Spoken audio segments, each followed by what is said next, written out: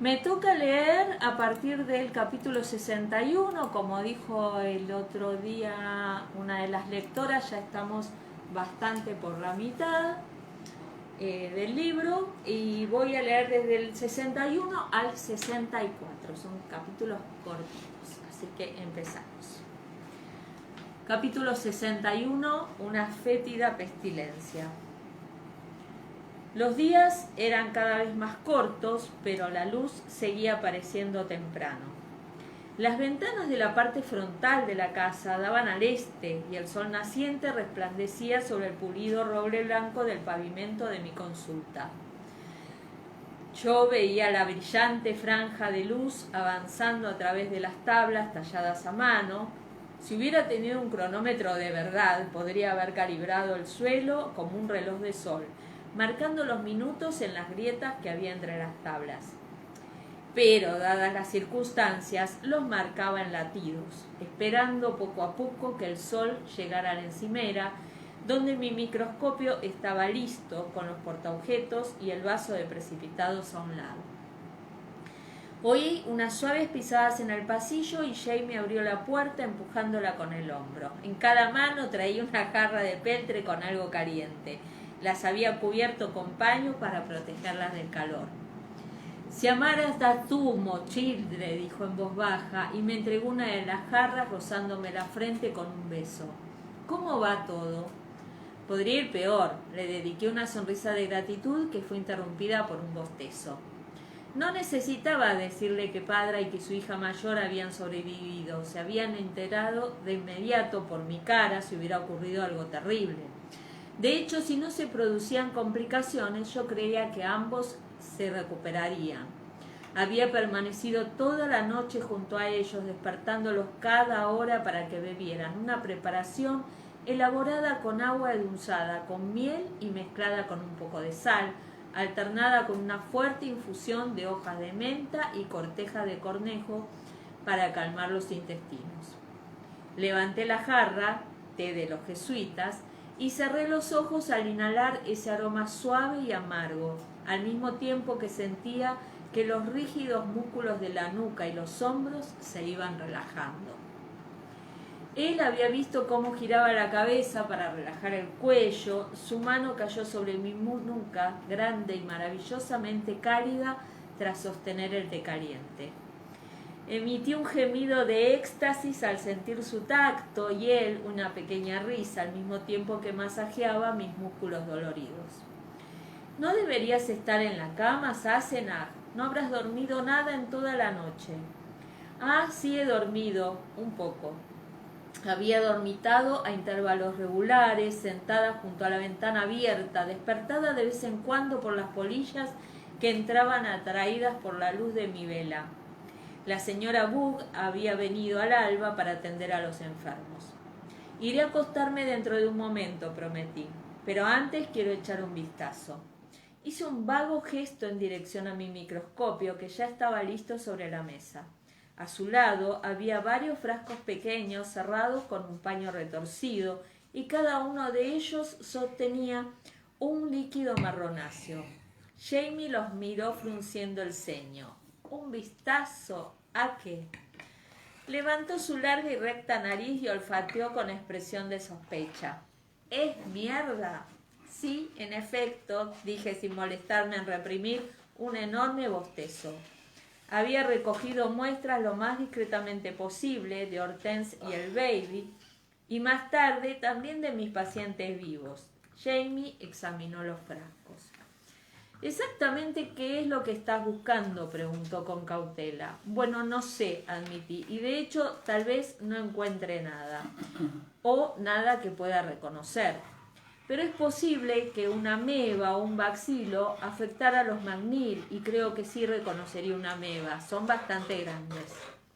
«En términos relativos», me apresuré a añadir. «Ah, sí». Frunció sus cejas rojizas y luego las encarnó. «¿Por qué?» Se trataba de una gran pregunta. «Bueno, en parte por curiosidad», respondí, «pero también si encuentro un organismo causante que pueda reconocer, sabré un poco más sobre la enfermedad. Cuánto dura, por ejemplo, si puede reproducirse complicaciones que haya que tener en cuenta y conoceré el nivel de contagio. Me lanzó una mirada con la taza levantada a medio camino. ¿Tú podrías contagiarte? No lo sé, respondí, aunque es bastante posible. Estoy vacunada contra el tifus y la tifoidea, pero esto no se parece a ninguno de los dos. Y no hay vacunas para la disentería o la giardiasis. Jamie frunció el ceño y lo mantuvo así mientras sorbía su té.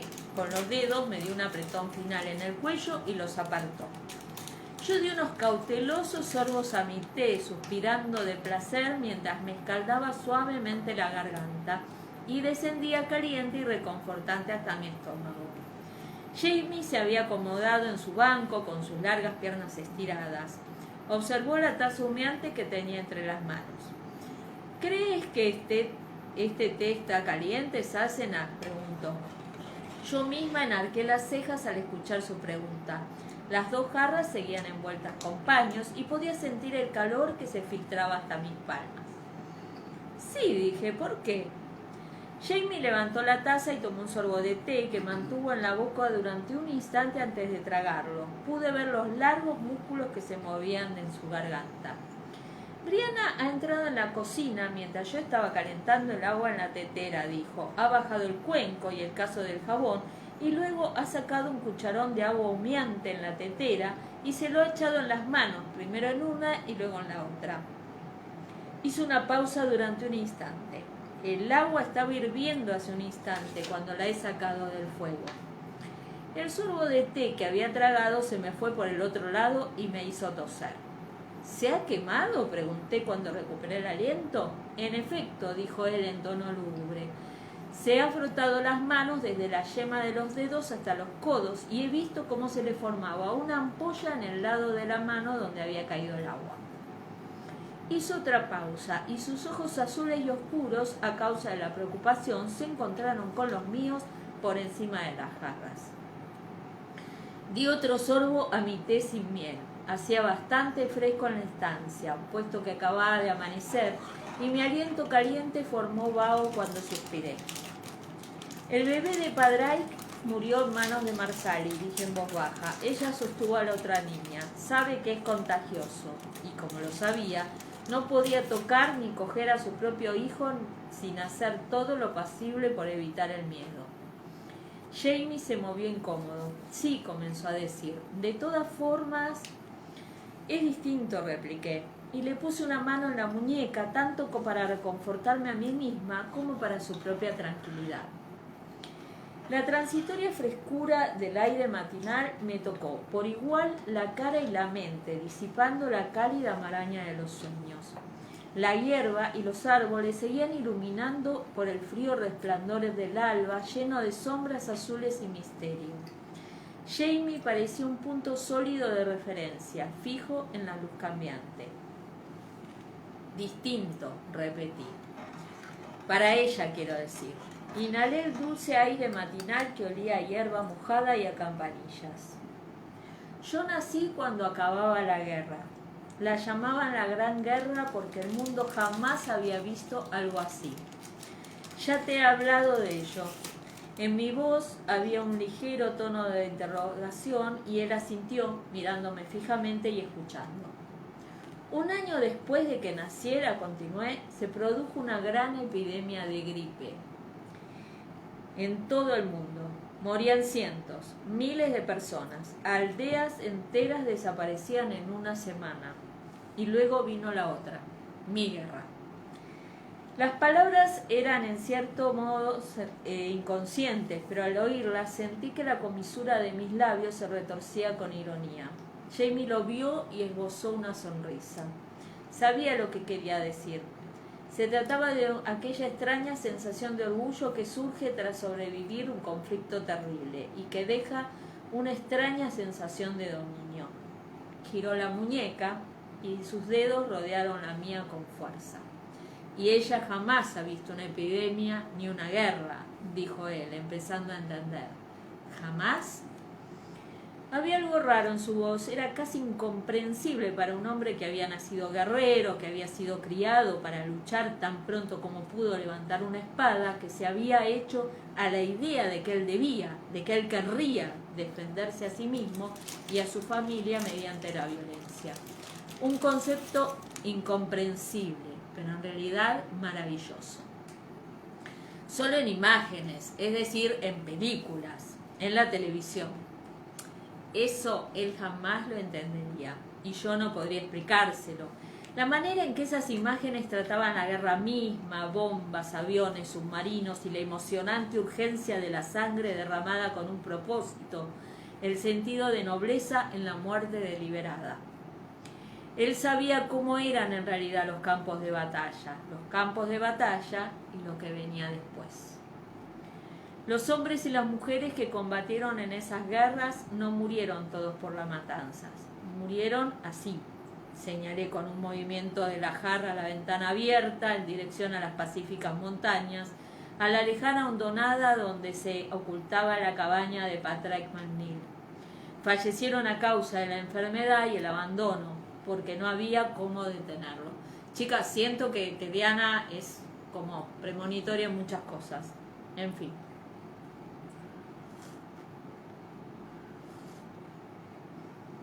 A Patrick que me dice que lindo el departamento, perdón la disquisición, no, acá faltan un montón de cosas, nos falta un montón. Bueno, sigo. Yo lo he visto, afirmó él en voz baja con una mirada a los frascos cerrados. La peste y el paludismo galopantes en una ciudad, medio regimiento muerto a causa de la diarrea. Claro que lo has visto. Unas mariposas volaban entre las flores del jardín, blancas como coles y amarillas como el azufre, y de vez en cuando un tardío papilio atigrado salía lentamente de las sombras del bosque. Yo tenía el pulgar sobre su muñeca, sintiendo su latido lento y poderoso. Brianna nació 7 años después de que la penicilina comenzara a usarse de manera habitual. Nació en América, no esta. Añadí volviendo a señalar la ventana abierta con un gesto, sino aquella, la que será. Allí no es habitual que mucha gente fallezca por enfermedades contagiosas. Lo miré. La luz se había llegado a la altura de su cintura y se reflejaba en la jarra metálica que tenía en la mano. ¿Recuerdas la primera persona de la que tuviste noticias de que había muerto? La sorpresa eliminó cualquier expresión de su rostro, cuyas facciones se agudizaron un momento mientras pensaba. Un instante después sacudió la cabeza. Mi hermano fue el primero importante, pero con seguridad supe de otros después. Yo tampoco puedo recordarlo. Mis padres, desde luego, sus muertes habían sido personales, pero al haber nacido en Inglaterra, yo había vivido a la sombra de cenotafios y mausoleos. Y la gente que apenas estaba más allá del círculo de mi familia se moría con regularidad. De pronto acudió a mi mente el nítido recuerdo de mi padre poniéndose un sombrero de fieltro y un abrigo oscuro para asistir al funeral de la esposa del panadero.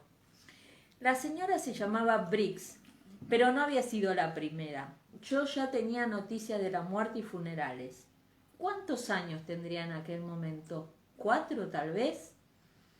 Estaba muy cansada, sentía los ojos irritados por la falta de sueño y la delicada luz del amanecer estaba convirtiéndose en un sol pleno.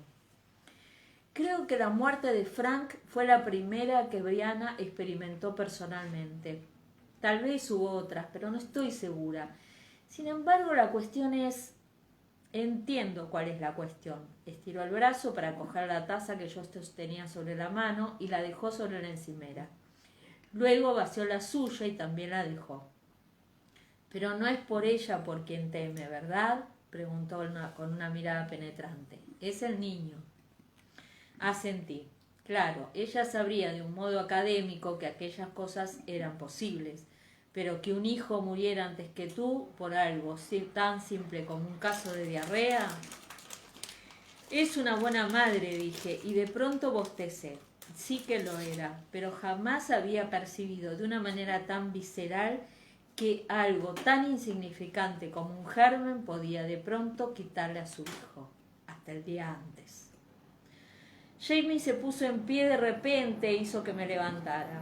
Vete a la cama, Sassenach, ordenó. Eso puede esperar, señaló el microscopio con un gesto.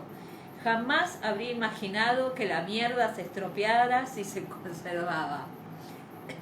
Me eché a reír y me derrumbé poco a poco contra su cuerpo, apoyando la mejilla en su pecho. Tal vez tengas razón, de todas formas no me aparté. Él me sostuvo a su lado y vimos cómo ascendía la luz del sol arrastrándose poco a poco por la pared. Hermoso, ¿no?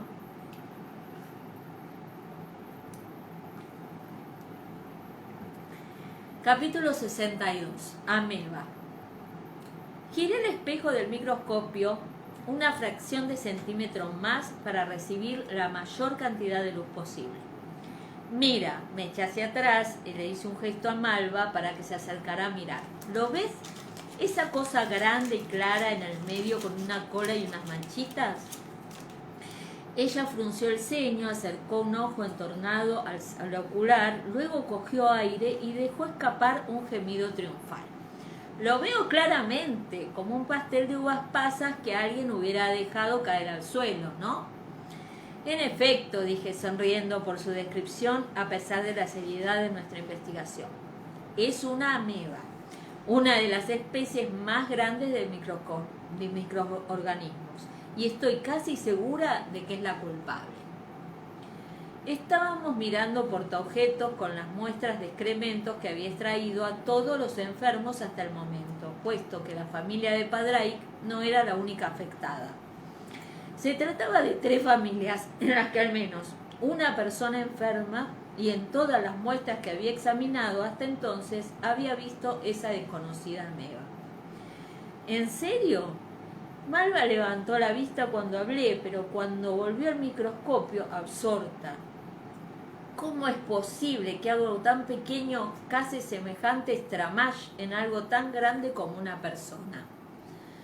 Bueno, hay una explicación, dije empapando con suavidad otro portaobjetos en el baño de tintura y dejando que se secara.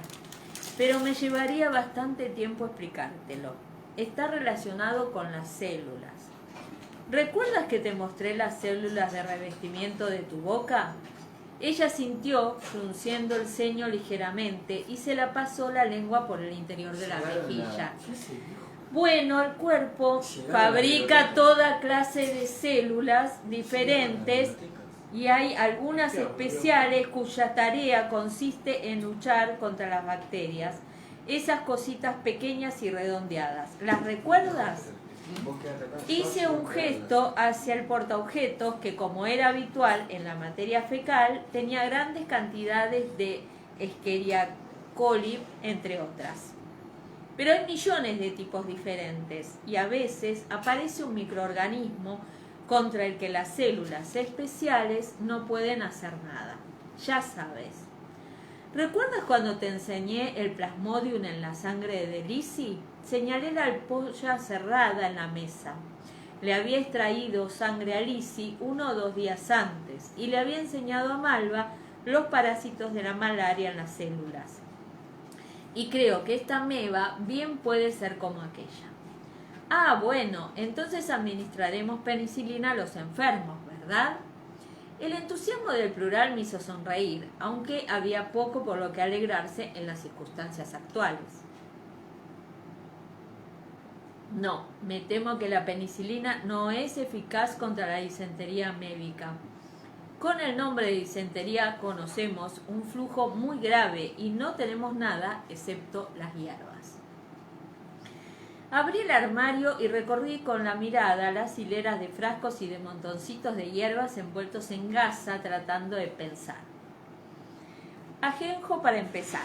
Bajé la jarra y se la pasé a Malva, que se había puesto de pie a mi lado, mirando con interés los misterios del armario. Ajo, que por lo general es útil para las infecciones del tracto digestivo, pero también es una buena cataplasma para las afecciones de la piel. ¿Y las cebollas? Cuando era pequeña y me dolía un oído, mi abuela hervía una cebolla y me la ponía en la oreja. Olía fatal, pero funcionaba. Mal no va a ser. Corre la despensa, pues y trae 3 grandes y varios dientes de ajos. Ah, ahora mismo. Dejó el ajenjo sobre la mesa y salió a toda prisa haciendo ruido con las sandalias. Me volví hacia los anaqueles tratando de serenar mi propia sensación de urgencia. Me debatía entre sí el impulso de acompañar a los enfermos y atenderlos y la necesidad de preparar medicinas que sirvieran de algo.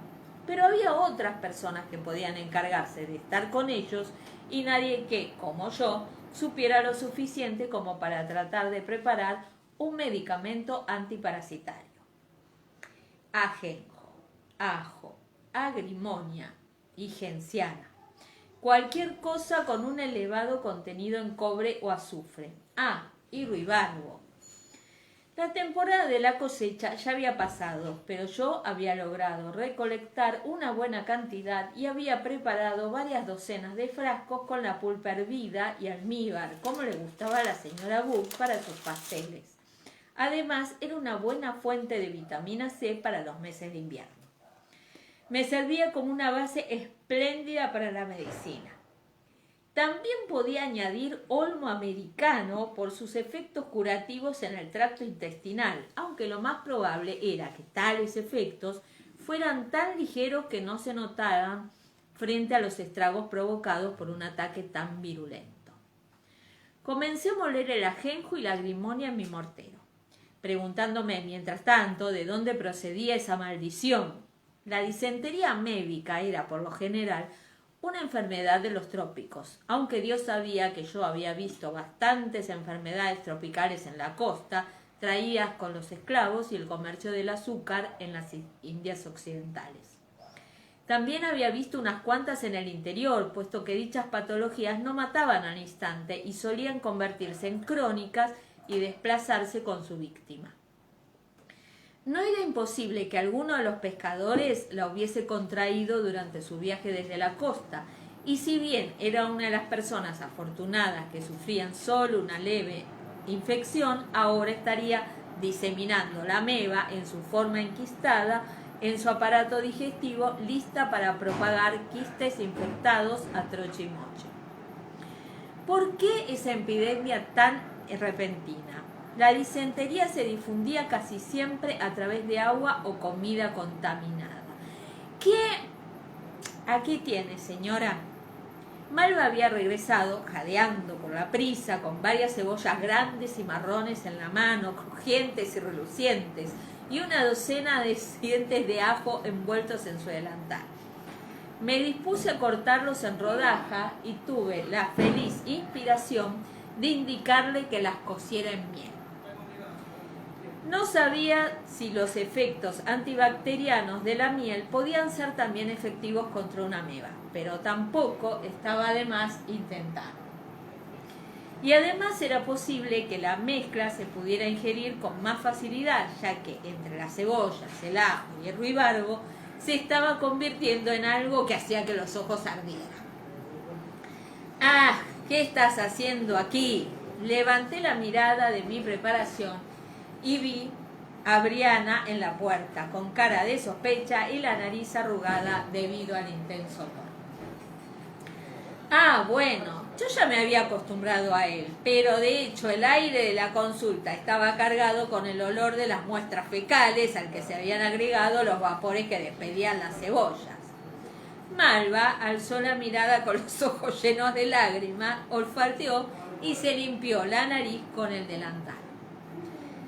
Estamos haciendo medicigas, informó Abrí con considerable dignidad.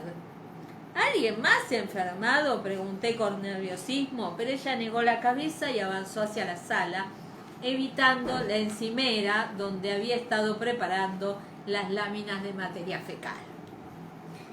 No que yo sepa, he llevado un poco de comida a casa de los McLachlan esta mañana y me han dicho que solo los 2 pequeños la habían contraído. La señora Coinage me ha comentado que tuvo diarrea hace 2 días, pero nada grave y ya se encuentra bien. ¿Están dando agua con miel a los pequeños?, ella sintió, con una diminuta arruga entre las cejas. Los he visto. Parecían bastante enfermos, pero nada comparable a los McNeil.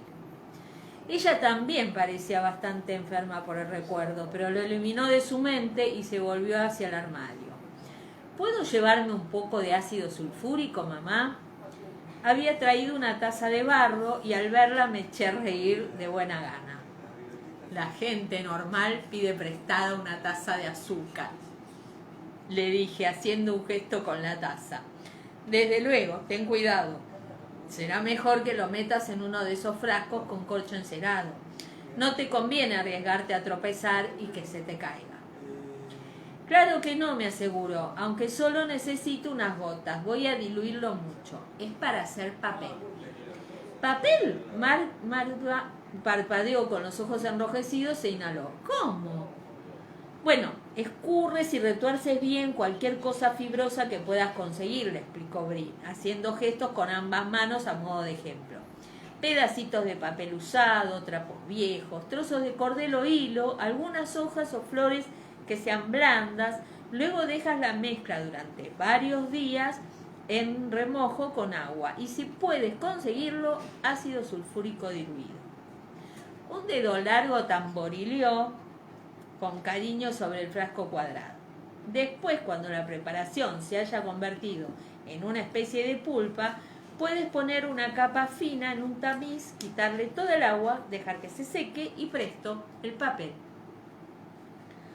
Bueno, ya se habla con vos después. Vi que Malva formaba con la boca la palabra presto para sí misma y me parte... Perdón.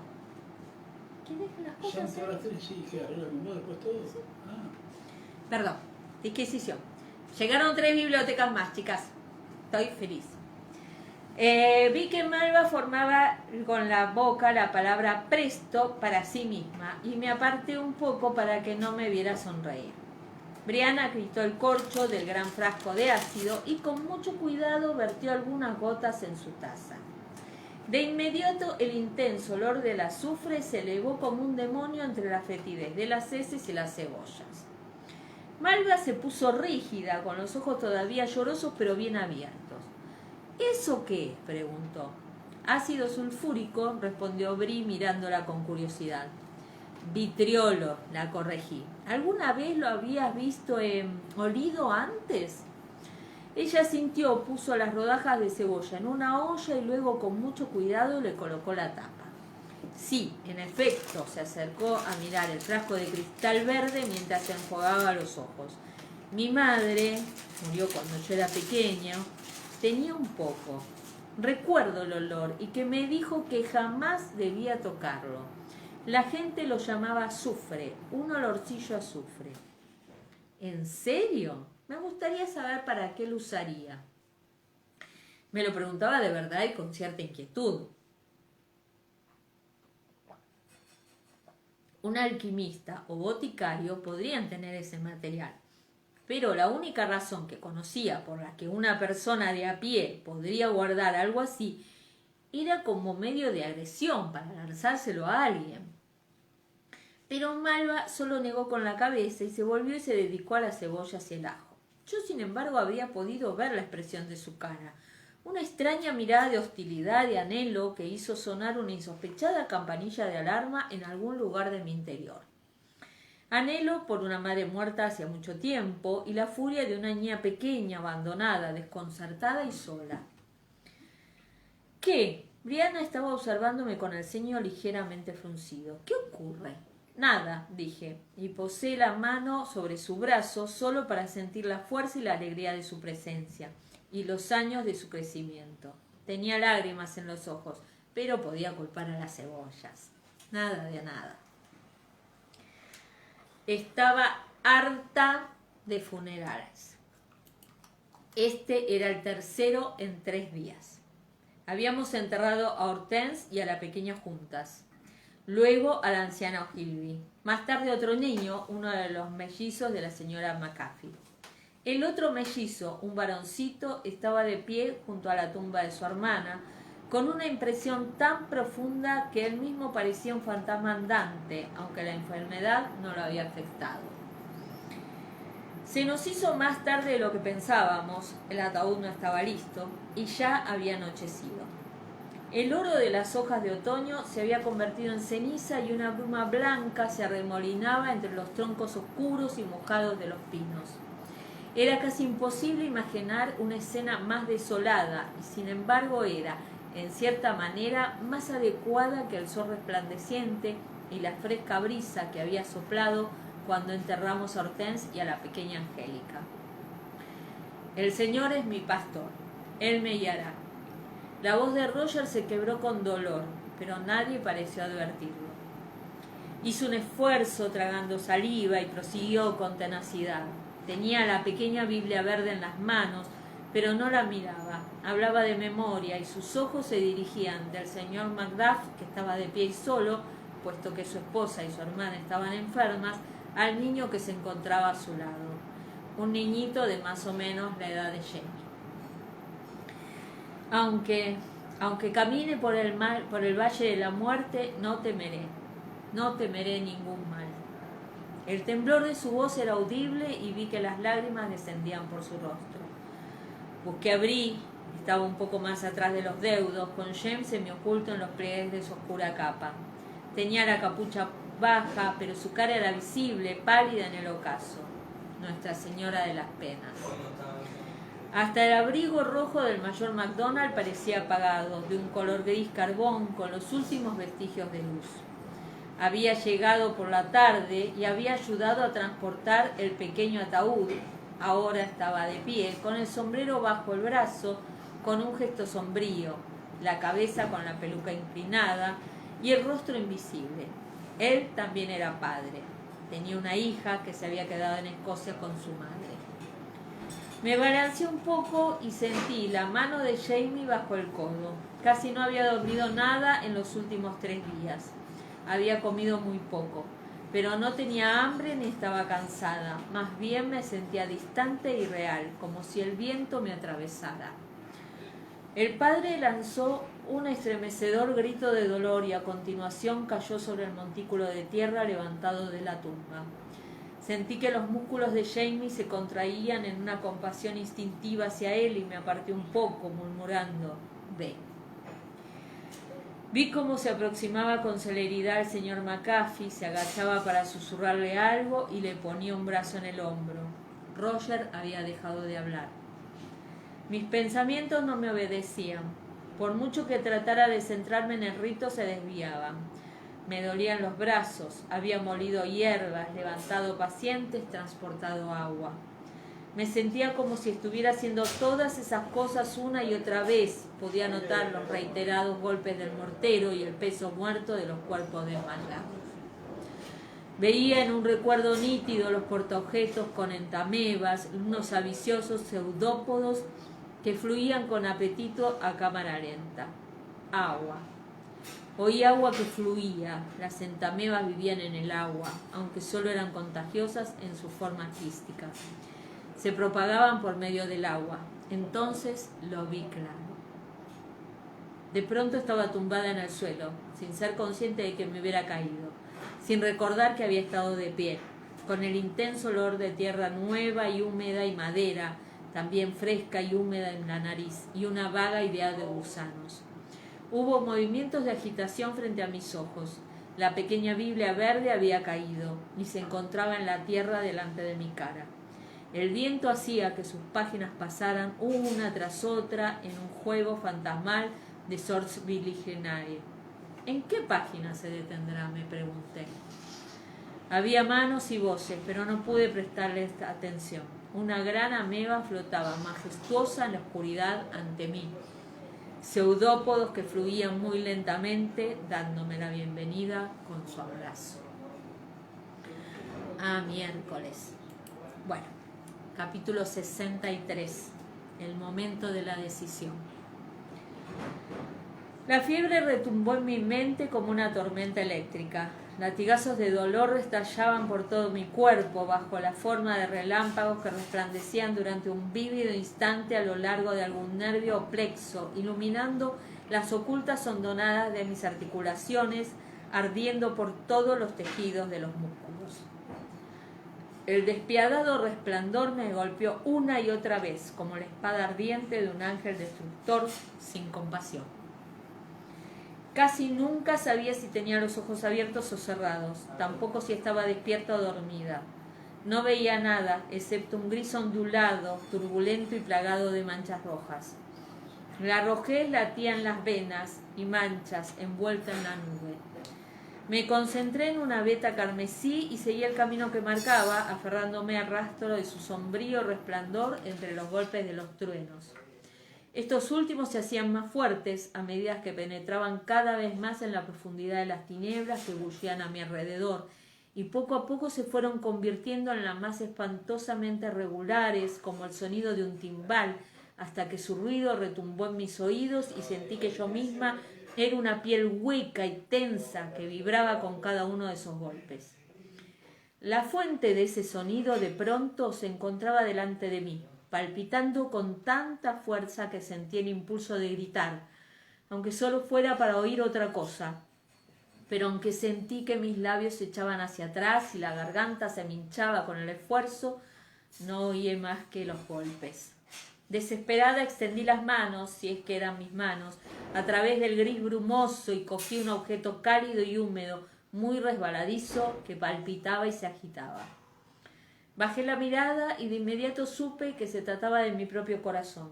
Lo dejé caer horrorizada y éste reptó, dejando un rastro de baba rojiza estremeciéndose por el esfuerzo, con sus válvulas abriéndose y cerrándose como la voz de un pez que se asfixia, con un chasquido hueco, un ruido sordo, pequeño y carnoso. A veces aparecían rostros entre las nubes. Algunos parecían familiares, aunque no sabía sus nombres. Otros pertenecían a desconocidos, rostros que revoloteaban a veces en mi mente al borde del sueño. Estos últimos me miraban con curiosidad o indiferencia y luego se marchaban. Los otros, los que conocían, tenían expresiones de compasión o preocupación. Sus ojos buscaban los míos, pero mi mirada siempre se apartaba, incapaz de permanecer inmóvil. Sus labios se movían y yo sabía que me hablaban, pero no oía nada. Sus palabras estaban ahogadas por los mudos truenos de mi tormenta. Me sentía bastante extraña, pero por primera vez en días no enferma. Las nubes de fiebre se habían alejado un poco, aunque gruñían suavemente en algún lugar cercano, aunque por el momento habían desaparecido de mi vista. Tenía los ojos despejados, podía ver la madera rústica de las vigas del techo. De hecho, veía la madera con tanta nitidez que quedé maravillada por su belleza.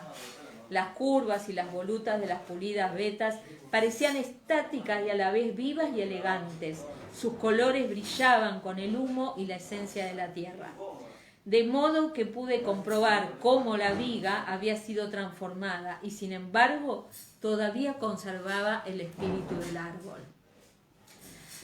Estaba tan embelesada que extendí la mano para tocarla y lo hice. Mis dedos rozaron la madera con deleite a través de la fría superficie y los surcos dejados por el hacha, con forma de alas irregulares como una bandada de gansos a lo largo de la viga. Podía oír el batir de unas poderosas alas y al mismo tiempo sentir la flexión y el balanceo de mis hombros, la vibración de la alegría en los antebrazos cuando el hacha descendía sobre la madera. Mientras exploraba esa fascinante sensación, se me ocurrió vagamente que la viga se hallaba a 2,5 metros del suelo. Me volví sin tener ninguna impresión de haber realizado un esfuerzo y comprobé que estaba en la cama, abajo. Estaba acostada boca arriba, con los edredones revueltos y apartados, como si en algún momento hubiese intentado quitármelos, pero no hubiera tenido fuerza suficiente para hacerlo. El aire en la habitación estaba extrañamente estático y los parches de colores de la tela resplandecían a través de él como joyas en el mar, vistosos pero apagados. En contraste, mi piel tenía el color de las perlas, pálida, sin sangre y brillante. Y en ese momento me di cuenta de que se debía a que estaba tan delgada que la piel de la cara y de los miembros se apretaba con fuerza contra los huesos y el resplandor de los huesos y los cartílagos debajo de la piel era lo que le confería ese brillo a mi cara, una dureza lisa que relucía a través de la piel transparente. ¡Y qué huesos! Quedé extasiada por sus maravillosas formas. Mis ojos, con una sensación de asombro y admiración, siguieron la delicadeza de las curvas de las costillas y la belleza desgarradora del cincelado cráneo. Tenía el cabello revuelto, apelmazado y enmarañado, y sin embargo me atraía. Sentí el impulso de recorrerlo con los ojos y los dedos. No era consciente de haber hecho movimiento alguno, y sin embargo notaba la suavidad de los mechones, la fresca sedosidad marrón y la fibrosa vibración de la plata. Escuchaba cómo los cabellos tintineaban uno al lado del otro como una cascada de notas como las de un arpa. Dios mío, dije, y oí las palabras, aunque ningún sonido se agitó en el aire. Eres tan hermosa. Tenía los ojos abiertos, miré con atención y me encontré con una mirada ámbar y dorada. Los ojos me atravesaron y llegaron a algo que estaba mucho más allá, pero al mismo tiempo me veía. Percibí que las pupilas se dilataban ligeramente y sentí que la calidez de su oscuridad me abrazaba con reconocimiento y aceptación. Sí, decían esos ojos, te conozco, vámonos. De inmediato experimenté una paz muy profunda y el aire que me rodeaba se agitó como si se tratara de viento que soplara a través de unas plumas. Entonces un sonido hizo que me volviera hacia la ventana y vi al hombre que estaba allí. No sabía su nombre y sin embargo lo amaba. Él estaba de espaldas a la cama con los brazos sobre el alféizar y la cabeza hundida en el pecho, de modo que el amanecer proyectaba un rojo resplandor en sus cabellos y marcaba la línea de sus brazos con oro. Un espasmo de pena lo atravesó, lo sentí como los temblores de un terremoto distante. Alguien se movió cerca de él, una mujer de cabello oscuro, una niña. Se acercó, le tocó la espalda y le murmuró algo. Vi la forma en que lo miraba, la tierna inclinación de su cabeza, la intimidad de su cuerpo balanceándose hacia él. No, pensé con gran serenidad, eso no está bien. Me miré una vez más, tumbada en la cama, y con un sentimiento que era a la vez una decisión firme y un arrepentimiento incalculable, volví a coger aliento. Capítulo 64. Yo soy la resurrección, segunda parte.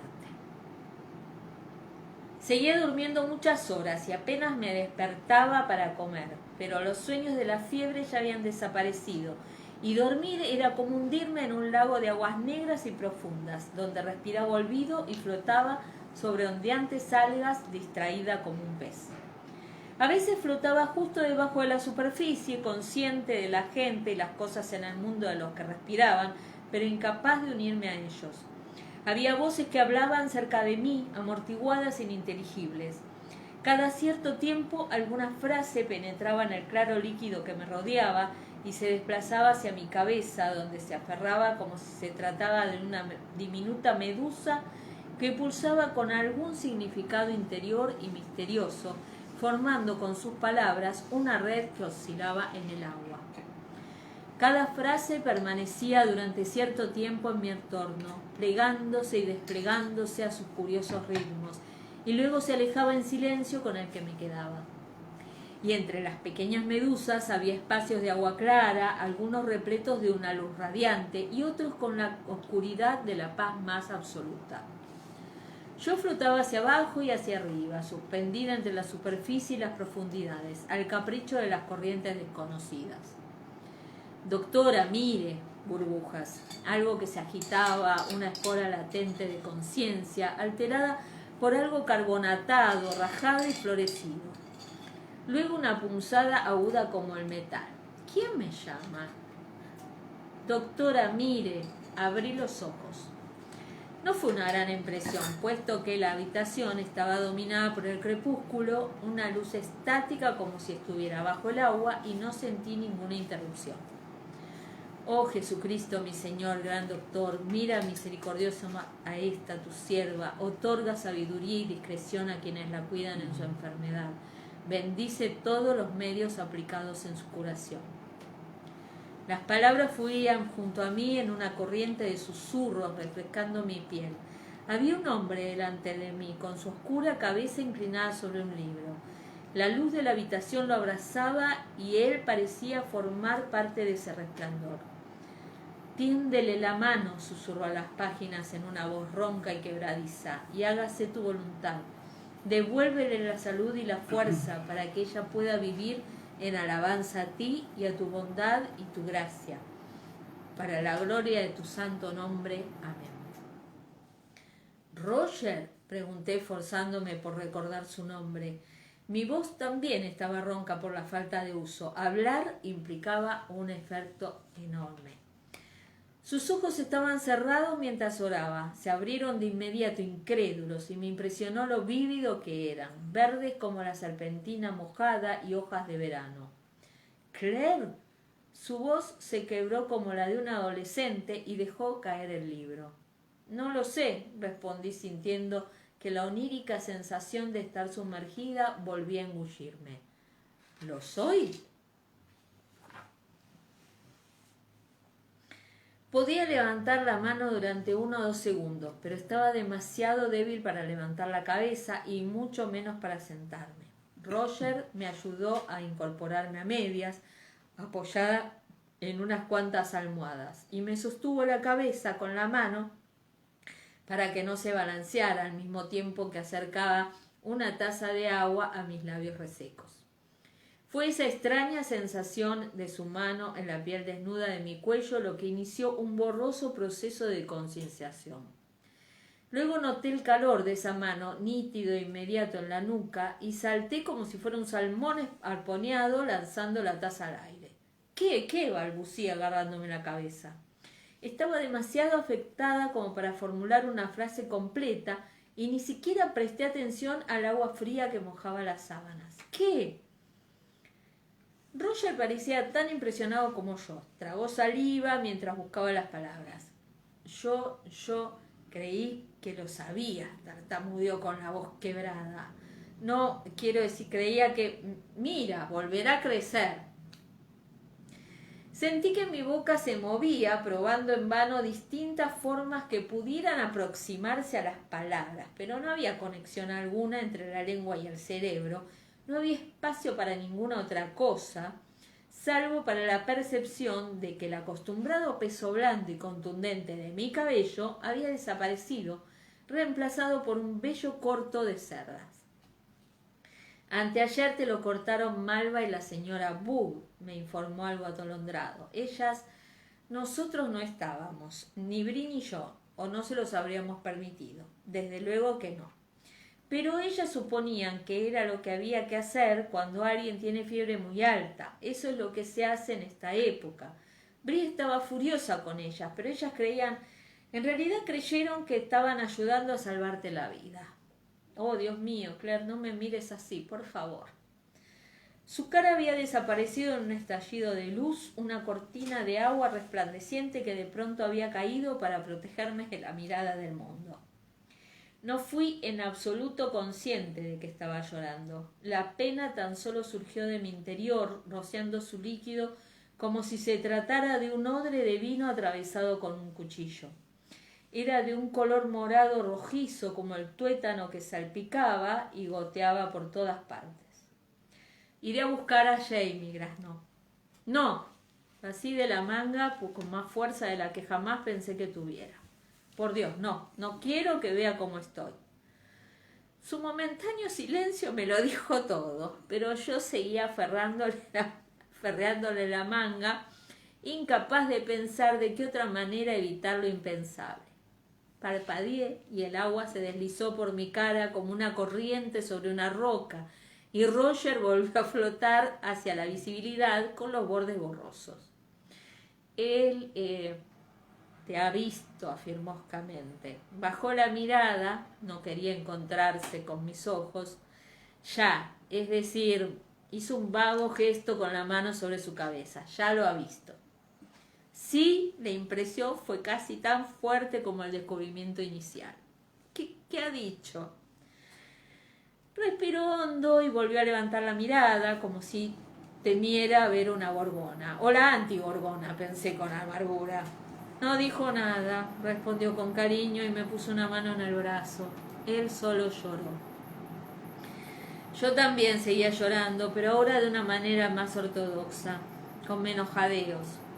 La sensación de frío en los huesos ya había pasado y tenía los miembros calientes, aunque todavía notaba una brisa fría y desconcertante en el cuero cabelludo. El corazón estaba reduciendo su ritmo y tuve la ligera sensación de que me encontraba fuera de mi cuerpo. Una conmoción, pensé, vagamente sorprendida cuando la palabra se formó en mi mente, gomosa y derretida. Suponía que era posible sufrir un verdadero shock físico como resultado de una herida emocional. Desde luego que sí, lo sabía. Claire. Fui consciente de que Roger pronunciaba mi nombre con una urgencia cada vez mayor y me sacudí el brazo. Con un esfuerzo inmenso logré que mis ojos se centraran en él. Estaba muy asustado y me pregunté si había empezado a morirme otra vez, pero era demasiado tarde para eso.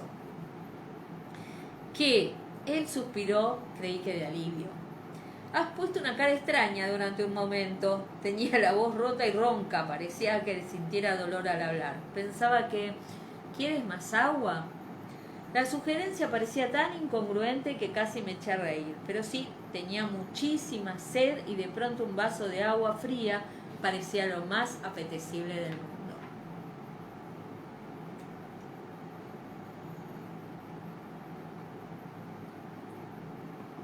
Las lágrimas siguieron fluyendo por mi cara, pero ahora parecía que casi sentía alivio. No intenté detenerlas, parecía demasiado difícil, sino que me enjugué el rostro con una esquina de la sábana húmeda.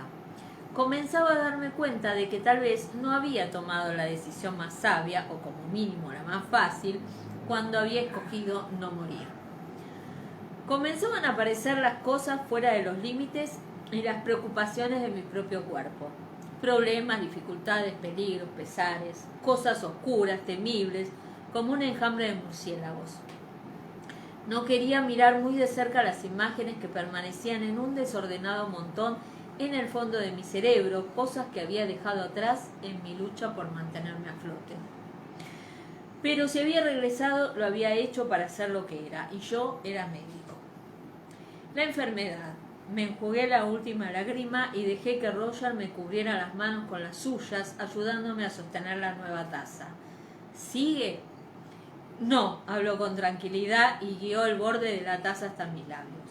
¿Qué era? Me pregunté vagamente. Agua, pero con algo más menta y algo más fuerte, más amargo. Angélica. Ha cesado. Roger sostuvo la taza dejándome sorber poco a poco. Nadie ha enfermado en la última semana. ¿Una semana? Agité la taza derramando un poco sobre mi barbilla. ¿Cuánto tiempo he...? Más o menos eso, se aclaró la garganta. Los ojos de Roger estaban fijos sobre la taza. Pasó el pulgar con suavidad sobre mi barbilla, retirando las gotas que había derramado. Tú fuiste una de las últimas en caer. Cogí aire, luego bebí un poco más. El líquido tenía además un sabor suave y dulce que era perceptible sobre el amargor miel. Mi mente localizó la palabra y experimenté una sensación de alivio por haber ubicado esa pequeña pieza perdida de realidad. Por su actitud fui consciente de que algunos de los enfermos habían fallecido, pero por el momento no hice más preguntas. Decidir vivir en una cosa, regresar al mundo de los vivos era una lucha para la que hacía falta una energía de la que aún no disponía. Yo había arrancado mis raíces y permanecía tumbada como una planta marchita. Volver a hundirlas en la tierra por el momento estaba más allá del límite de mis fuerzas. Saber que personas que yo conocía, que quizás había amado, estaban muertas, parecía generar un pesar equivalente a la pérdida de mi cabello, y cualquiera de las dos cosas era más de la que podía soportar. Tomé 2 tazas más de agua endulzada con miel a pesar del amargor. Luego me recosté con un suspiro, sintiendo que mi estómago era un globo pequeño y frío. Será mejor que descanses un poco, me aconsejó Roger, dejando la taza sobre la mesa. Iré a buscar a Brianna. ¿De acuerdo? Pero duerme si quieres. No tenía la fuerza necesaria para sentir, pero conseguí torcer los labios de una manera que podía entenderse como una sonrisa. Extendí una mano temblorosa y rocé con suavidad la parte superior de mi rapada cabeza. Roger se retiró un poco. Se levantó y me di cuenta de que estaba muy delgado y exhausto. Supuse que habría estado ayudando a atender a los enfermos toda la semana, no solo a mí, y a enterrar a los muertos. Podía celebrarse funerales. Roger, hablar era un esfuerzo terrible. Era dificilísimo encontrar las palabras y separarlas de la maraña que tenía en la cabeza. ¿Has comido algo últimamente? Entonces su rostro cambió y un gesto de alivio iluminó las arrugas de tensión y preocupación. No, respondió. Volvió a aclararse la garganta y sonrió. Desde anoche. Bueno, dije, y levanté una mano pesada como el plomo. Hazlo, come algo, ¿de acuerdo? Sí, respondió, lo haré, pero en lugar de marcharse vaciló. Luego volvió hacia mí con rápidas zancadas, se inclinó sobre la cama y cogiéndome la cara entre las manos me besó en la frente. Estás preciosa, comentó, y dándome un último apretón en las mejillas, se marchó. ¿Qué? Repliqué con voz débil, pero la única respuesta fue el movimiento de la cortina cuando entró una brisa que olía a manzanas. A decir verdad, parecía un esqueleto con un corte al cero que me quedaba bastante mal, como pude comprobar, cuando por fin tuve fuerzas suficientes para pedirle a Jamie que me acercara un espejo. Supongo que no habrás considerado ponerte cofia, ¿verdad? Se pidió mientras toqueteaba con timidez una de muselina que Marsali me había traído. Solo hasta que crezca un poco, de ninguna manera voy a hacer semejante cosa. Me costó un poco decir eso, pero por lo impresionada que me había dejado la espantosa imagen en el espejo. De hecho, sentí un fuerte impulso de quitarle la cofia de las manos, ponérmela y encasquetármela hasta los hombros.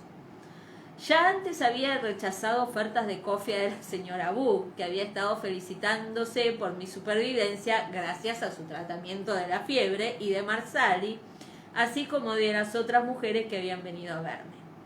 Se trataba de simple contrariedad por mi parte. La visión de mi cabello descubierto escandalizaba a su sentido escocés de lo que era apropiado para una mujer, y durante años habían estado intentando, con distintos grados de sutileza, que me pusiera una cofia. No pensaba dejar que las circunstancias me obligaran a hacerlo. No obstante, ahora que me había visto en el espejo, ya no estaba tan segura. Y era cierto que sentía un poco de frío en el cuero cabelludo. Por otra parte, me daba cuenta que si cedía, Jamie se alarmaría muchísimo. Y en mi opinión, ya lo había asustado bastante, a juzgar por la expresión contraída de su rostro y las profundas manchas bajo sus ojos. En cualquier caso, su expresión se alivió considerablemente cuando rechacé la cofia que sostenía en las manos, que procedió a lanzar a un lado. Con cuidado di la vuelta al espejo y lo coloqué sobre el cubrecama, reprimiendo un suspiro. Supongo que será gracioso ver la cara de la gente cuando me vea. Jamie me miró mientras una esquina de su boca se curvaba hacia arriba. Eres muy hermosa, Sassenach, dijo con cariño. Luego se echó a reír a carcajadas, exhalando por la nariz y jadeando. Enarqué una ceja, cogí el espejo y volví a mirarme, lo que hizo que riera con más fuerza. Me recliné en las almohadas, sintiéndome un poco mejor. La fiebre ya había desaparecido del todo, pero todavía me sentía espectral y débil. Apenas podía sentarme sin ayuda y me quedaba dormida sin darme cuenta después del más mínimo esfuerzo. Jamie, sin dejar de jadear, me cogió la mano, se la llevó a los labios y la besó. La inmediatez cálida y repentina del roce agitó el rubio vello de mi antebrazo y mis dedos se cerraron de forma involuntaria en torno a los suyos. Te amo, dijo en voz muy baja, con los hombros temblando de risa. ¡Ah!, exclamé, sintiéndome de repente mucho mejor. Bueno, yo también te amo. Y después de todo, volverá a crecer. Claro que sí, volvió a besarme la mano y la colocó con cuidado sobre el edredón. ¿Has comido? Un poco, respondí con toda la paciencia que pude reunir. Comeré luego. Mucho tiempo antes se me había dado cuenta de por qué a los pacientes se los llamaba así. Eso se debe a que, por lo general, las personas enfermas están incapacitadas y por lo tanto se ven obligadas a soportar toda clase de acosos y molestias por parte de aquellos que no están enfermos. La fiebre había bajado y yo había recuperado la conciencia 2 días antes. Desde entonces, la reacción de todos los que me veían consistía en ahogar un grito al ver mi aspecto, insistir en que debía usar cofia y luego intentar hacer que comiera a la fuerza. Jamie, más sensible a mi tono de voz que la señora Buck, Malma, Brianna o Marsali, desistió sabiamente después de echar un rápido vistazo a la bandeja junto a la cama para verificar que era cierto que había comido algo. Cuéntame lo que ha ocurrido, dije acomodándome y preparándome para lo peor. ¿Quiénes han enfermado? ¿Cómo se encuentran ahora? ¿Y quiénes? Me aclaré la garganta. ¿Quiénes han muerto? Me miró con los ojos entornados, tratando de adivinar si me desmayaría, moriría o saltaría de la cama si me lo explicaba. ¿Estás segura de que te sientes lo bastante bien para esto, Sassenach?, preguntó en tono dubitativo. Esas noticias podrán esperar. No, pero debo enterarme tarde o temprano, ¿no es cierto? Y saber que es mejor que preocuparme por lo que no sé. Asintió ya que comprendía lo que decía e inspiró profundamente. Sí, de acuerdo. Padre y que su hija están recuperándose bien. Evan ha perdido a su hijo menor, el pequeño Bobby, y Grace sigue enferma. Pero Hugh y Caitlin no se contagiaron. Tragó saliva y continuó. 3 pescadores han muerto. Debe haber una docena todavía enfermos, pero la mayoría ya está recuperándose. Juntó las cejas reflexionando. Y además está Tom Christie. Sigue mal, según me han dicho. ¿De veras? Malva no lo ha mencionado, pero claro, Malva había rehusado contarme nada antes cuando le había preguntado, y había insistido en que debía descansar y no preocuparme. ¿Y qué de Alan? No, él se encuentra bien, me aseguró Jamie. ¿Cuánto tiempo lleva enfermo Tom? No lo sé, la chica puede decírtelo. Asentí con un movimiento de cabeza, lo que fue un error porque el marido aún no me había abandonado y tuve que cerrar los ojos y dejar que la cabeza cayera hacia atrás mientras unas figuras iluminadas relampagueaban detrás de mis párpados. Qué extraño, dije, jadeando un poco, mientras oía a Jamie comenzaba a incorporarse como reacción a mi pequeño colapso. Cuando cierro los ojos suelo ver las estrellas, pero no como las del cielo. Parecen las estrellas de la maleta de una muñeca, un baúl de viaje que tenía cuando era niña. ¿A qué crees que se deberá? No tengo la menor idea. Se oyó un crujido de tela cuando volvió a sentarse en la banqueta. Ya no delira, ¿verdad?, preguntó secamente. Creo que no. ¿Acaso deliraba? Respiré hondo y con cuidado abrí los ojos y le dediqué la mejor sonrisa que pude. Pues sí. ¿Me conviene saber lo que decía? La comisura de sus labios se torció. Quizás no, pero puede que de todas formas te lo diga algún día. Consideré cerrar los ojos y flotar hacia el sueño en lugar de la perspectiva de pasar vergüenza en el futuro, pero me rebelé. Si iba a sobrevivir, lo que en efecto haría, necesitaba reunir los hilos de la vida que me ataban a la tierra y volver a sujetarlos. ¿La familia de Bree y la de Marsali se encuentran bien?, pregunté solo como formalidad. Tanto Bree como Marsali habían revoloteado nerviosas sobre mi silueta postrada, y si bien ninguna de ellas había querido decirme nada que creyera que me molestaría, teniendo en cuenta lo débil que me encontraba, yo estaba bastante segura de que ninguna de las dos habría guardado el secreto si sus hijos hubieran estado gravemente enfermos. Sí, dijo él con tranquilidad, sí están bien. ¿Qué? Inquirí captando la vacilación de la voz. Están bien, repitió con rapidez. Ninguno ha enfermado. Le lancé una mirada con frialdad, aunque procurando no moverme demasiado mientras lo hacía. Te conviene decírmelo, afirmé. Se los ensacaré a la señora Buck si no lo haces. Como si la mención de su nombre la hubiera invocado, oí en la escalera el distintivo golpe de las pisadas de la señora Buck que se aproximaba. Se movía con más lentitud de la habitual y con un cuidado que me hacía pensar que él cargaba algo. Era cierto. Pasó por la puerta con una sonrisa radiante, una bandeja en la mano y la otra rodeando a Henry Christian, que se colgaba de ella como un mono. «Le he traído algo para comer, Alianán», dijo animadamente, corriendo con el codo el cuenco casi intacto de gachas de avena y el plato con la tostada fría para tener sitio para los nuevos alimentos. «No va a cogerlo, ¿verdad?». Casi sin esperar que negara con la cabeza, se inclinó sobre la cama y con suavidad puso a Henry Christian en mis brazos. Tan amable como siempre, él metió la cabeza bajo mi mentón, se acomodó en mi pecho y empezó a chuparme los nudillos con sus afilados dientes de bebé, dejando pequeñas marcas en mi piel. «Hola, ¿qué ha ocurrido aquí?».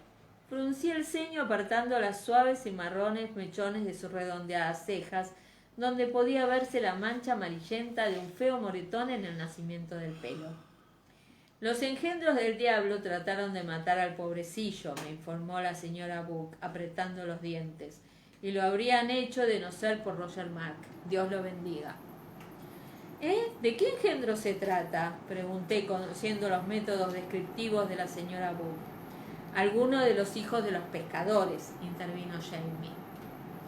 Extendió el dedo y le tocó la nariz a Henry Christian. Lo apartó cuando el bebé trató de cogerlo y luego volvió a tocársela. Henry Christian se rió y se agarró a su propia nariz, fascinado por el juego. «Esas malvadas criaturas trataron de ahogarlo», continuó la señora Buck. «Cogieron al pequeño con su canastilla y lo dejaron a la deriva en el arroyo». «Yo no diría que tuvieran la intención de ahogarlo», intervino Jamie con tranquilidad, todavía absorto en el fuego. «De lo contrario, seguramente no se habrían molestado en dejarlo en la canastilla». «Ejem», fue la respuesta de la señora Buck a esa muestra de lógica. «No tenían intención de hacerle nada bueno», concluyó. Mientras tanto, yo había hecho un pequeño inventario del físico de Henry Christian, encontrando varios moretones más que estaban curándose, la costra de un pequeño corte en la planta de un pie y un arañazo en la rodilla. «Bueno, te han vapuleado un poco, ¿verdad?», le dije. Jejejeje», respondió Henry Christian, muy entretenido por mis exploraciones. «¿Roger lo salvó?», pregunté, levantando la mirada hacia Jamie. Él asintió, elevando un poco la comisura de sus labios. «Sí, yo no sabía lo que ocurría hasta que la pequeña Joanny vino corriendo gritando que se habían llevado a su hermano, pero llegué justo a tiempo para ver cómo terminaba el asunto». Los niños habían puesto la canastilla del bebé en el estanque de truchas, una zona ancha y profunda del arroyo donde el agua estaba bastante tranquila. La canastilla, que estaba realizada con unas cañas fuertemente entrelazadas, se había mantenido a flote, o como mínimo lo bastante como para aproximarse a la desembocadura del estanque, donde el agua fluía a gran velocidad a través de la extensión rocosa, antes de zambullirse en una caída de 1 metro hacia un agitado remolino de agua y piedras. Roger estaba construyendo una alambrada a escasa distancia del arroyo. Cuando oyó los gritos de los muchachos y los agudos chillidos de Felicité, dejó el alambre caer y corrió por la colina pensando que la estaban torturando. Apareció entre los árboles justo a tiempo para ver a Henry Christian en su canastilla, inclinándose poco a poco por el borde de la desembocadura y comenzando a golpear con furia de roca en roca, girando en la corriente y acumulando agua. Roger corrió por la orilla y se arrojó al agua de cabeza. Cayó cuán largo era en el arroyo, justo al final de la cascada, en el preciso momento en que Henry Christian, que chillaba aterrado, se salía de la cesta empapada, se zambullía por la pared del peñasco y caía sobre Roger, que lo agarró. «Llegué justo a tiempo para verlo», me informó Jamie sonriendo al recordarlo, y para observar cómo Roger Mack se elevaba del agua como un tristón, con el fango colgando de su cabello, la nariz llena de sangre y el pequeño aferrado con fuerza en sus brazos. Una imagen terrible, por cierto. Los pequeños bellacos habían seguido el rumbo de la canastilla, gritando desde la orilla, pero en ese momento enmudecieron. Uno de ellos intentó huir, y los otros comenzaron a agitarse como una bandada de palomas, pero Roger los señaló con un dedo horrible y gritó «¡Quietos!», con una voz tan fuerte que podía oírse más allá del ruido del agua. Tal era la fuerza de su presencia que se detuvieron, paralizados por el terror. Sin dejar de mirarlos con furia, Roger vadeó el agua hasta casi llegar a la orilla. Allí se puso en cuclillas y cogió un puñado de agua que procedió a verter sobre la cabeza del bebé, que de inmediato dejó de gritar. «Yo te bautizo, Henry Christian», gritó Roger con su voz ronca y cascada, «en el nombre del Padre, del Hijo y del Espíritu Santo. ¿Me oís, pequeños bastardos? Se llama Christian, cristiano, pertenece al Señor. Si lo volvéis a molestar, panda de sarnosos, Satanás aparecerá y os arrastrará directamente al infierno». Volvió a apuntar a los muchachos con un dedo acusador y esta vez ellos se separaron y huyeron, corriendo como salvajes entre los arbustos, empujándose y cayendo en sus prisas por escapar. «Vaya», dije, debatiéndome entre la risa y la desesperación. Miré a Henry Christian, que hacía poco había descubierto los placeres de chuparse el pulgar y estaba absorto en el estudio de dicho arte. Debió ser impresionante. «Yo desde luego quedé impresionado», aseguró Jamie sin dejar de sonreír. «No tenía idea de que Roger Mack fuera capaz de predicar de esa manera sobre el infierno y la condenación. El muchacho puede rugir muy bien a pesar de la voz quebrada. Tendría una buena audiencia si lo hiciera durante una reunión, ¿verdad?» «Bueno, eso se explica lo que le pasó a su voz», dije. Estaba intrigada. «¿Pero crees que aquello solo fue una travesura? Me refiero a que los muchachos metieran al bebé en el arroyo». «Ah, fue una travesura sin duda alguna», arguyó él y puso una de sus grandes manos en la cabeza de Henry Christian. «Pero no solo de los muchachos». Jamie había atrapado a uno de los chicos en su ida cuando pasaron por su lado, aferrándolo del cuello y haciendo que se orinara de miedo. Después de guiar con firmeza al muchacho hacia el bosque, lo había aplastado con fuerza contra un árbol y había exigido conocer el significado de aquella tentativa de homicidio. Temblando y balbuceando, el muchacho había tratado de excusarse, diciendo que no tenían intención de hacerle ningún daño al pequeño. Solo querían ver cómo flotaba, puesto que los padres de todos ellos habían dicho que era hijo del demonio, y todos sabían que los nacidos de Satanás flotaban porque el agua rechazaba su maldad. Habían metido al bebé en la canastilla y luego lo habían lanzado al agua porque les daba miedo tocarlo, por si su carne hacía que ardiera. «Les dije que yo mismo haría que ardiera», continuó Jamie en un tono algo sombrío, «y lo hice». Luego le dijo al niño que se fuera a su casa, se cambiara los pantalones e informara a sus compinches de que Jamie los esperaba en su estudio antes de cenar para que recibieran su parte del castigo. De lo contrario, él mismo visitaría sus hogares después de la cena para azotarlos ante los ojos de sus padres. «¿Vinieron?», pregunté fascinada. Jamie me miró sorprendido. «Desde luego. Recibieron su medicina y luego pasamos a la cocina y comimos pan con miel. Le había dicho a Marsali que trajese al pequeño y después de comer me lo puse en mis rodillas e hice que todos se acercaran a tocarlo solo para que lo vieran», dijo con una sonrisa torcida. Uno de los muchachos me preguntó si era cierto eso que Roger Mack dijo acerca de que el niño era del Señor. Le respondí que sin duda yo jamás me opondría al señor Roger en ese aspecto, pero que en cualquier caso y más allá de a quién pertenecía Henry Christian, era mío también y que les convenía recordar. Recorrí lentamente con el dedo la mejilla suave y redondeada de Henry Christian. El bebé ya estaba casi dormido, con sus pesados párpados cerrados y un diminuto y reluciente pulgar metido a medias en la boca. «Lamento habérmelo perdido», dije en voz baja para no despertarlo. Su temperatura había aumentado, igual que la de todos los bebés cuando duermen, y notaba su peso en la curva de mi brazo.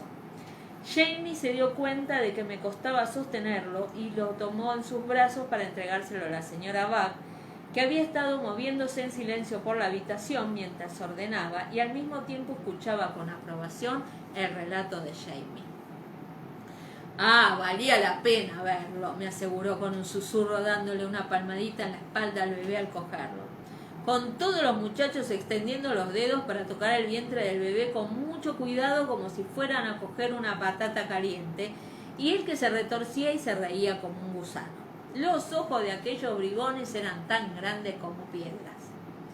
Supongo que sí, dije divertida. Por otra parte le comenté a Jamie, en voz baja, cuando ella se marchó con el bebé, si los padres de esos niños creen que es hijo del demonio y tú eres su abuelo... Bueno, y tú eres su abuelita, Sassenach, dijo Jamie con sequedad. Podría ser tú. Pero sí preferiría que no se detuvieran a pensar en ese aspecto de la cuestión. No, acepté. Aunque crees que alguno de ellos sabe que Marsali no es realmente tu hija, deben de saberlo de Fergus. No tiene mucha importancia, declaró. En cualquier caso, creen que el pequeño Henry es un niño cambiado. ¿Cómo lo sabes? La gente habla, dijo brevemente. ¿Te sientes mejor, Sassenach? Aliviada del peso del bebé, había retirado las mantas para dejar que entrara aire. Jamie me miró con desaprobación. Por Dios, puedo contarte las costillas a través de la camisa. Disfruta de la experiencia mientras puedas, le aconsejé de manera cortante, aunque sentí una aguda punzada de dolor. Él se dio cuenta, ya que me cogió la mano y recorrió con los dedos las líneas profundas de las venas azules que corrían por la base.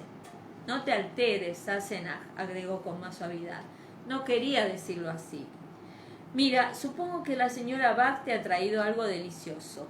Levantó la tapa de una pequeña bandeja cubierta, frunció el ceño al ver lo que tenía delante. Luego introdujo el dedo con cuidado y lo probó. Pudín de arce, anunció con un gesto de felicidad.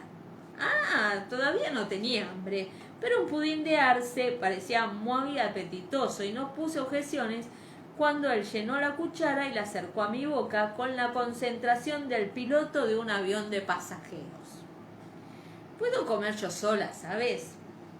Me metió la cuchara entre los labios y chupé el pudín con resignación. Unas asombrosas revelaciones de cremosa dulzura estallaron de inmediato en mi boca y cerré los ojos en un éxtasis menor. Oh Dios, dije, había olvidado el sabor de la buena comida. Sabía que no habías comido nada, comentó con satisfacción. Ten, come un poco más. Insistí en coger la cuchara yo misma y logré acabarme la mitad del plato. Jamie, debido a mi insistencia, se comió la otra mitad. Tal vez no estés tan flaco como yo, afirmé girando la mano y haciendo una mueca al ver los huesos que sobresalían de mi muñeca, pero tú tampoco has comido mucho últimamente. Supongo que no, rebañó con cuidado el cuenco con la cuchara para recuperar los últimos restos de pudín y chupó la cuchara. He estado ocupado. Lo miré con los ojos entornados. Era evidente que intentaba parecer alegre, pero mi oxidada sensibilidad comenzaba a hacer acto de presencia.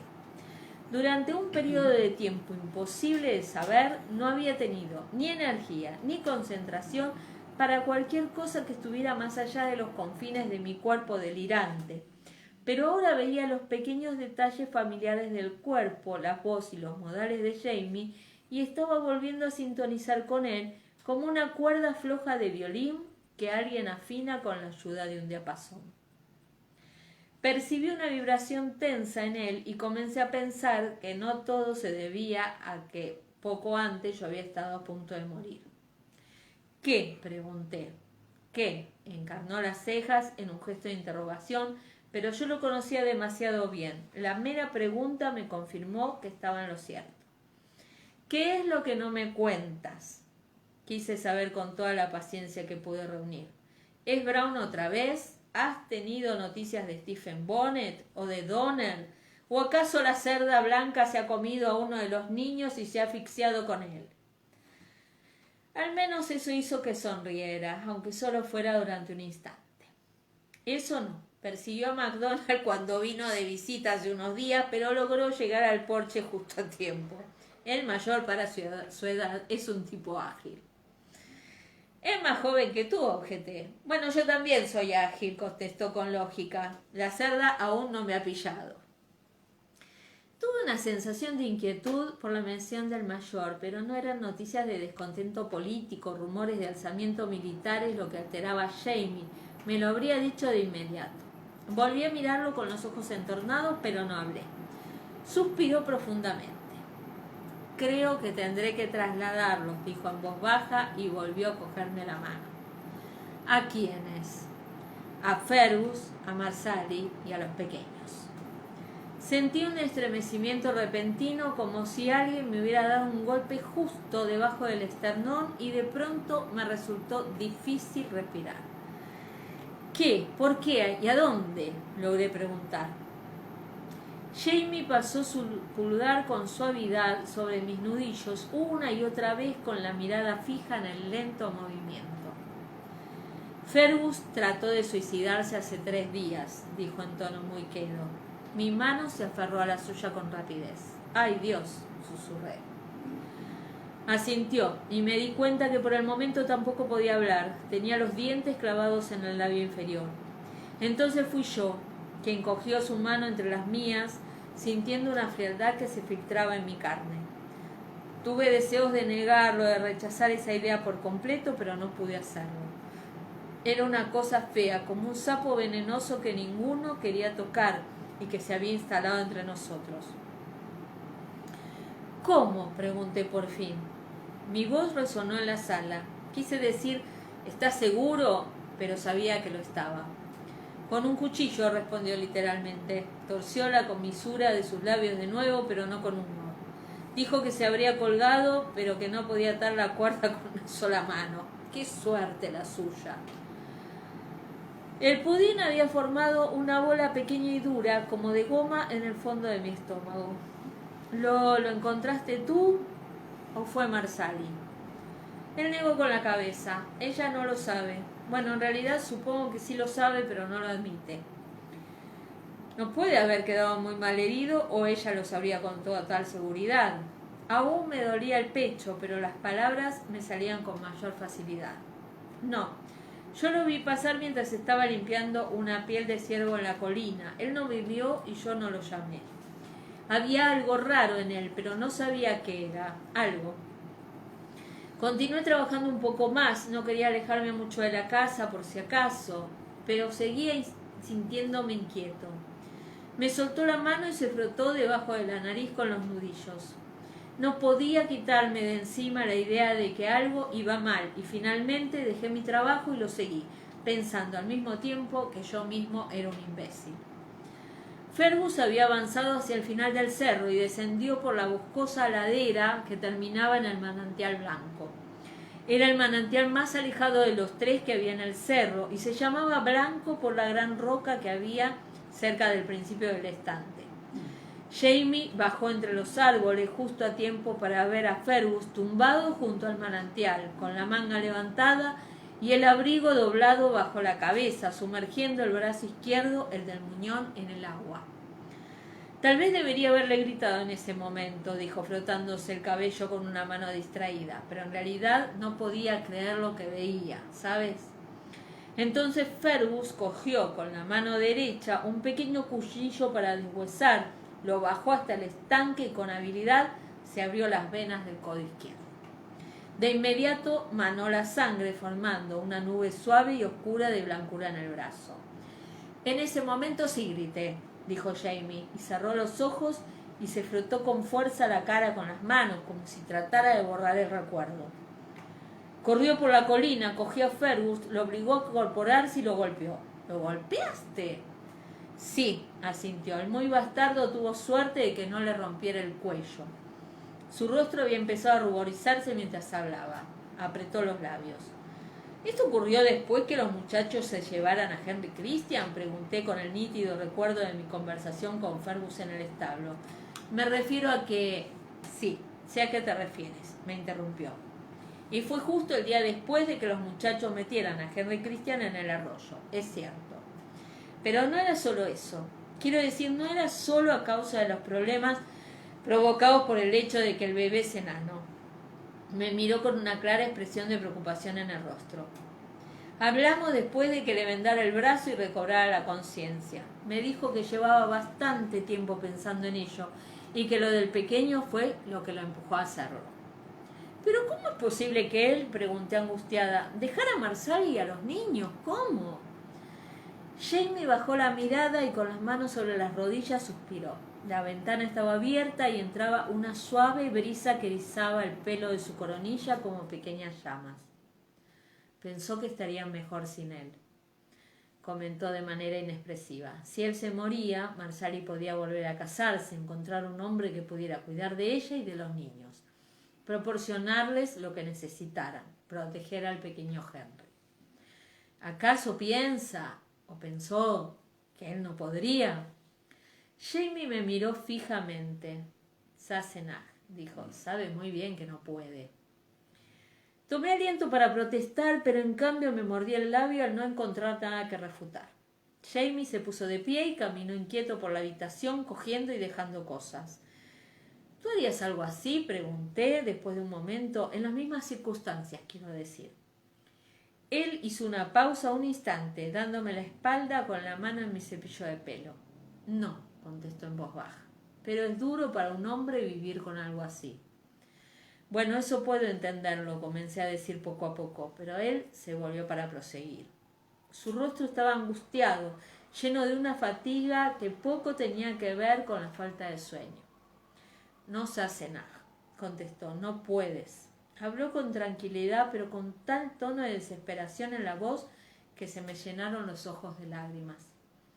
Se debía tanto a la debilidad física como a la angustia emocional, pero sabía que, si cedía, finalmente me derrumbaría por completo y eso no nos convenía a ninguno de los dos. Me mordí el labio con fuerza y me enjugué los ojos con el borde de la sábana. Oí un ruido sordo cuando él se puso de rodillas a mi lado y tanteé el aire a ciegas para buscarlo. Le cogí la cabeza y la apoyé en mi pecho. Me rodeó con los brazos y suspiró hondo, soltando su cálido aliento sobre mi piel a través de la tela de mi camisa. Acaricié el cabello con una mano temblorosa y noté que de pronto cedía y toda la tensión lo abandonaba como agua que se vierte en la jarra.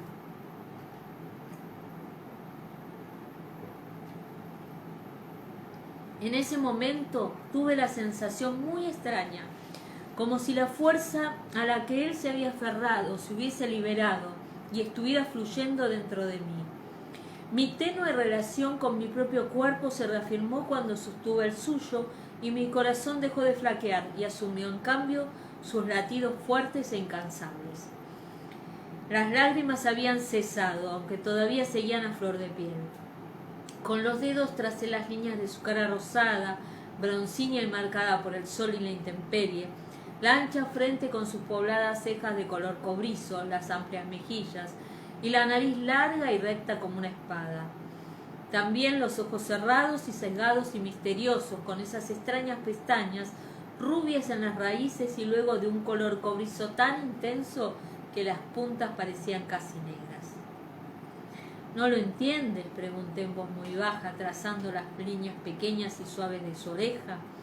Algunos mechones rígidos y rubios surgían de la oreja en una diminuta espiral, haciéndome cosquillas en el dedo. ¿Acaso ninguno de vosotros lo entendéis? Se trata de vosotros, no de lo que podáis dar, hacer o proporcionar. Solo de vosotros. Se estremeció con un hondo suspiro y asintió, aunque no abrió los ojos. Lo sé, se lo dije a Fergus, respondió en voz muy baja, o al menos creo haberlo hecho. Le dije muchísimas cosas. Se habían arrodillado juntos al lado del manantial, abrazándose, empapados de sangre y de agua, aferrados como si él pudiera sujetar a Fergus a la tierra y a su familia, tan solo con la fuerza de su voluntad, y no tenía la menor idea de lo que le había dicho, perdido en la pasión del momento hasta el final. Debes continuar por el bien de ellos, aunque no quieras hacerlo por el tuyo propio, había susurrado con el rostro de Fergus apretado contra su hombro y en su mejilla, su cabello negro y frío mojado por el sudor y el agua. «Tu comprends, mon enfant, mon fils, comprends-tu?» Sentí que se le movía la garganta cuando tragó saliva. «¿Sabes? Pensaba que estaba agonizando», dijo en tono muy quedo. «Estaba seguro de que ya te habrías marchado cuando yo regresara a casa y que me quedaría solo. Creo que en ese momento no le hablaba tanto a Fergus como a mí mismo». Entonces levantó la cabeza y me miró a través de una nube de lágrimas y risas. Por Dios, Claire, prosiguió, me habría enfadado tanto si hubieses muerto y me hubieras abandonado. Yo también sentí ganas de reír o de llorar o ambas cosas, y si todavía albergaba algún arrepentimiento respecto a haber perdido la paz eterna, lo habría alejado en ese preciso instante, sin vacilación alguna. No lo he hecho, le contesté, y le toqué el labio. No lo haré, o por lo menos intentaré no hacerlo. Deslicé la mano detrás de su cabeza y lo atraje hacia mí. Era bastante más grande y pesado que Henry Christian, pero sentí que si fuera necesario podría sostenerlo eternamente. Estaba atardeciendo y la luz apenas comenzaba a cambiar, proyectándose, inclinada a través de la parte superior de las ventanas que daban al oeste, de modo que la habitación se llenó de una luminosidad intensa y limpia que hizo brillar el cabello de Jamie y el lino gastado de color crema de su camisa. Sentí los nudos en la parte superior de la columna vertebral y la carne que iba cediendo en el estrecho canal entre los omóplatos y las vértebras. ¿A dónde los mandarás?, pregunté y traté de alisar el remolino de pelos de su coronilla. Probablemente a Coast Creek o a Wilmington, respondió. Tenía los ojos entornados, observando las sombras de las hojas que parpadeaban en un lado del armario que había construido para mí, el que parezca el mejor lugar para una imprenta. Se movió un poco y me apretó las nalgas con más fuerzas. Entonces frunció el ceño. Por Dios, Ácera, casi no te queda nada de trasero. Bueno, no importa, dije con resignación. Estoy segura de que eso sí volverá a crecer pronto. Terminamos.